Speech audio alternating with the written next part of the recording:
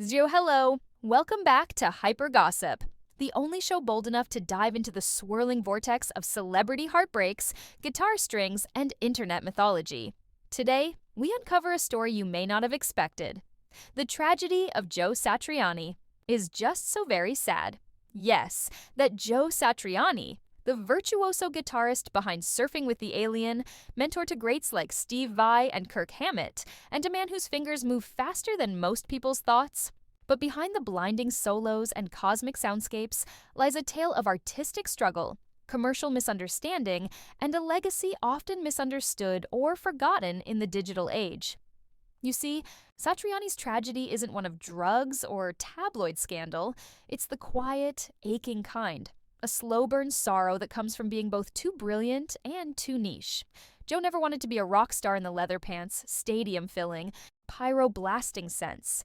He wanted to speak through his instrument, to tell wordless stories, to express the inexpressible. But the world doesn't always listen unless there's a lyric or a face to worship.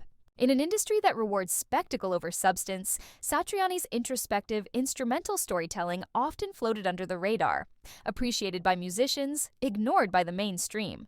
And then there's the lawsuit. Remember when Coldplay's Viva La Vida hit the charts in 2008? A triumphant anthem that played in every mall and movie trailer? Satriani sued them, claiming the melody was ripped straight from his 2004 track, If I Could Fly. It wasn't just about money. For Satriani, it was personal. He saw a piece of his soul, a melody birthed from emotional truth, appropriated, and globally monetized without a whisper of credit. The case was settled out of court, buried under legal dust.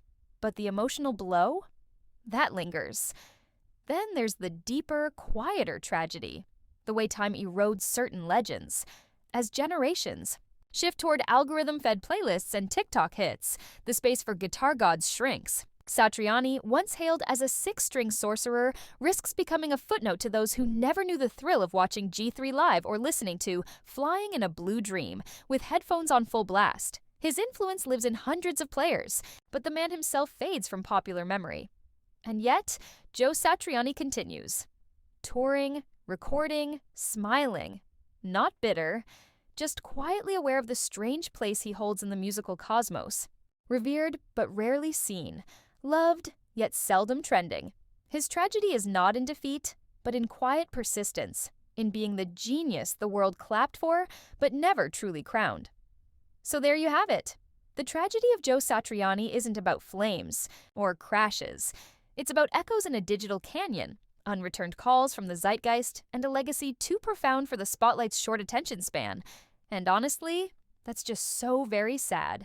Stay tuned. Hyper Gossip will be back with more tales that twist the strings of fame.